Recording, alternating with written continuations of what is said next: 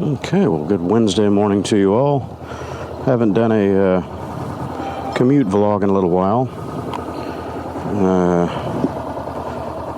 My toddler managed to run off with my good camera, which is this one. I have two Hero 7s, and my original one, my first one, has an audio problem. All the audio is oversaturated and real crackly and very bad, no matter which microphone I use with it. So I recorded a few vlogs, and they were just awful as far as the audio is concerned, and I hated that from my first few vlogs that I did, and I never realized that it was a camera issue until I got the second one, and this one is much better. So anyway, I managed to find it in her place where she hides all of her toys. So I am going to head out today on the CB500X. I've got a few stops to make, and the weather is going to be a little nasty today, apparently. We've been getting some rain off and on, heavy downpours and that sort of thing, so I'm going to take a trusty steed for the job today. I could have taken the Ryker, but that key is also in the wind right now. My toddler got up on my computer desk and made off with 2 or 3 things, and the Ryker key, my Hero 7, they all went walkabout. So I will have to retrieve my spare key from my warehouse in order to enjoy the Ryker again. Hopefully the original one turns up. And I haven't done a owner's review on this one. Actually, I've got 2 or 3 owner's reviews for the 1,000 mile on the Super Cub, 3,000 mile on the Ryker, and 15,000 mile on this guy. Oops. See, I'm used to riding the other bikes now. This bike is great. I've always spoken very highly of it. I love this machine, and I got to tell you, this new PIlot Road 5 I have on the front of this thing is phenomenal. The feel, the tip-in, everything, it's just amazing on this bike. I really liked the PIlot Road 4s that I had on here before, but this one just kind of sets it to the next level. And I don't have very many miles on it yet, probably, I don't know, 500-600 miles, so it's past its break-in, getting the waxy shipping coating and stuff off of it. But yeah, it's just got great feel and bite. I've taken it through a couple of wet corners, and just no problem. Stuck like glue, no push, no unexpected behavior. So I figured today would be a good chance to get it out in the wet and see how the front end feels on the highway, if we've got any ponded water and stuff from the downpours.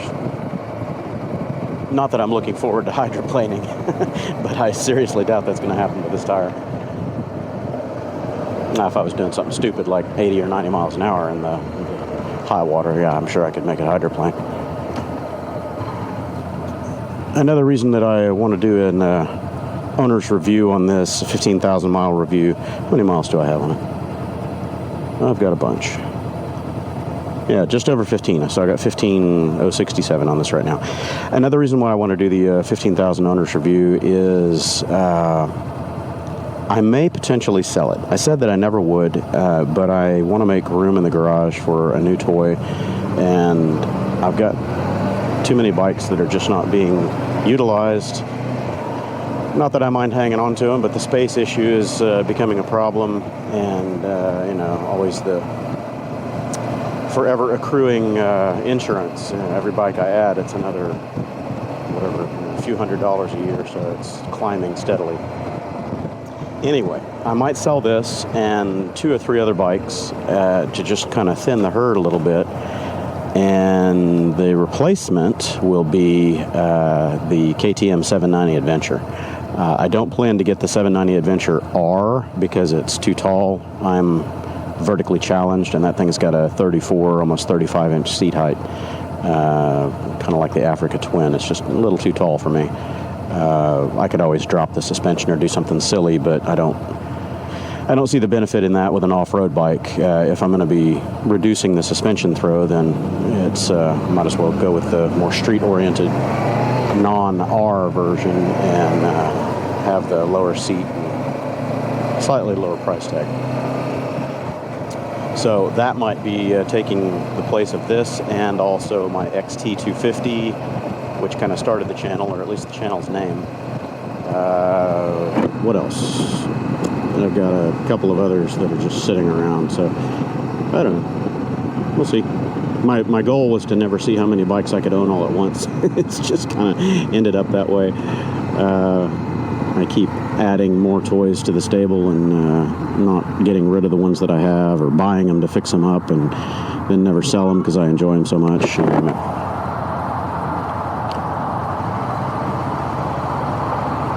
And I like having multiple bikes because of all the miles that I put down every year. It's good to spread that out across multiple machines. So one bike, a couple of bikes aren't taking such big hits on mileage. Ooh, looks like the highway is pretty packed today. Let's see if I can make a spot down here. Because if I don't make it, nobody's going to let me have it. Nobody's going to let you. This is Houston. There are no great limitations here.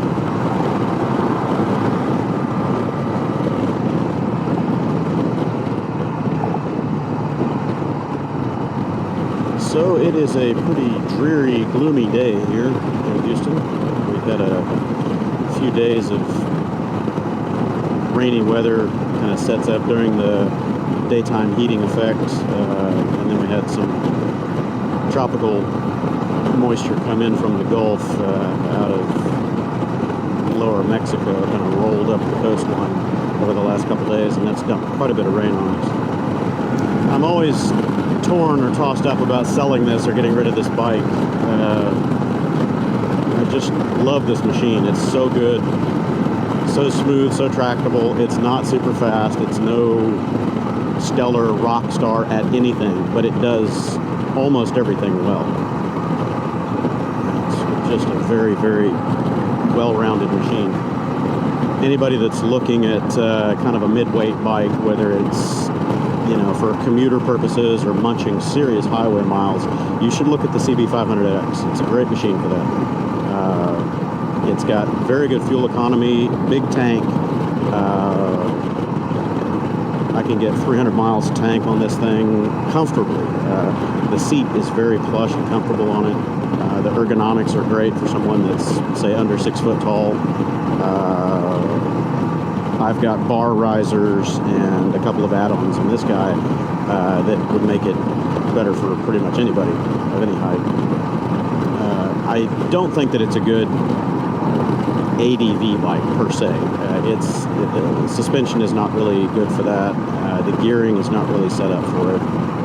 It's got a little bit of low throttle on-off lash in the driveline, especially in first and second gear. So I don't think it's suited well for a lot of the ADV chores. Now, if you did a rally raid kit on one of these, put the spoke wheels on it and some of the suspension bits, yeah, this could be a decent ADV bike, like ADV. It's pretty heavy for that chore, 420 or so pounds, 430, something in that range.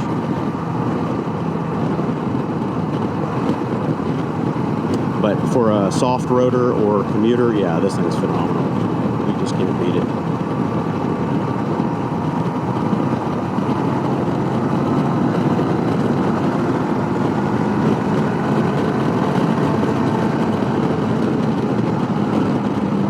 And that's a top gear roll on there. I wasn't fully open. I was probably 3/4 throttle. So, I mean, it does very well for squirting around in traffic. It's sufficient for 95% of the riding chores that I can think of. So I guess this is kind of my informal 15K review. I haven't had any major mechanical issues with this bike. There have been a couple of factory recall notices. There was one for the starter solenoid, I think it was, and another one for the fuel sender, and those have been taken care of. But as far as problems, nothing. I did have it into the shop one time to have them check the throttle position sensor, because it feels like it's a little off on my bike. I've noticed that when you roll onto it in the mid-range, it feels like it's a little behind the curve. Like it catches up as you let out of the throttle a tiny bit. So that just tells me that there might be a bit of a fueling, miss on the map on where the throttle position or map or something like that is, but it's very minor. It's not obvious or very pronounced. It's not like the engine goes flat when you roll on the throttle. I just noticed it because as I roll out of the throttle, sometimes it feels like it picks up. So, not a big deal. And they checked it and they said that there was no issue. The values seemed to be right on. They didn't notice it. But again, I'm pretty sensitive to those issues. I notice things. It's just how I'm built. I look for little things that I can fix, any kind of difference that's good or bad, and we go from there. What else have I done to this? Just aside from add-ons, I haven't done any mechanical changes. I did replace the chain. That's the one niggle that I can say against this bike. The OEM chain is crap. I mean, it was garbage. It started kinking up. I don't think I even had 1,500 miles on the bike, and I had several kinked up links in it. And I always maintain my chains really well. Every 300 to 500 miles, they get a good lube. Every couple thousand miles, I'll degrease them. If they have a master link in it, I'll go ahead and pop the master link and soak them in kerosene, clean them out, and relube them, put them back on the bike. So I do chain maintenance very frequently. It's not one of those neglected items. But anyway, the factory chain that came on it, I don't even know what brand it was. It was crap. It was Chinese in my book. I don't like it. So it went off at about 10,000 miles. I lipped along on it forever, got tired of it. And at 10K, I put a fresh chain on here. I'll link the chain that I replaced it with. I believe it was either an RK or a DID, but I got the X-Ring Pro, whatever. And it's super quiet. It's clean. It's great. At the same time, I replaced the sprockets front and rear. I stayed with the factory ratio. I didn't do a +1 or anything like that. And it's just been a phenomenal bike.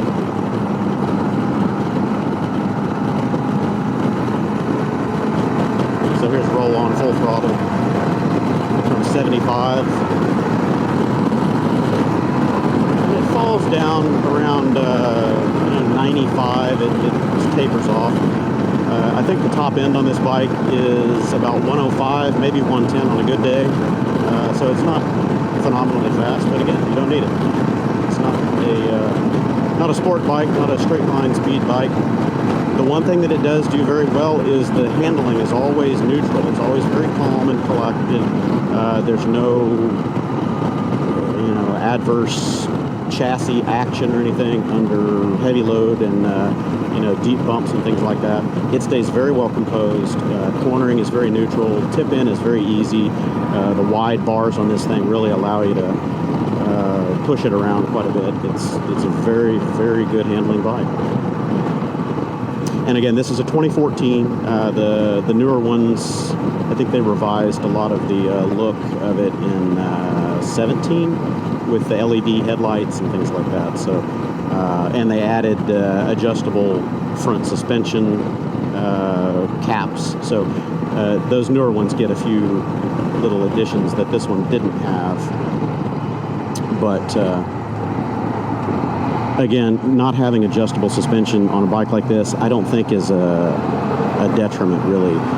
It takes you out of the tuning and tweaking game and lets you just enjoy the bike for what it is.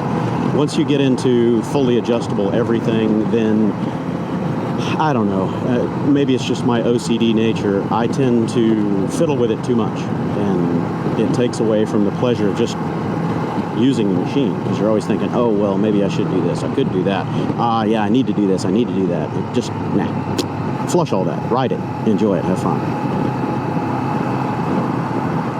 And if it's not adjustable, then you learn to work around the shortcomings or the little caveats about that suspension. Watch out for real sharp bumps, or be ready to stand up a little out of the seat, that kind of thing. guys can... I'm going to go this way.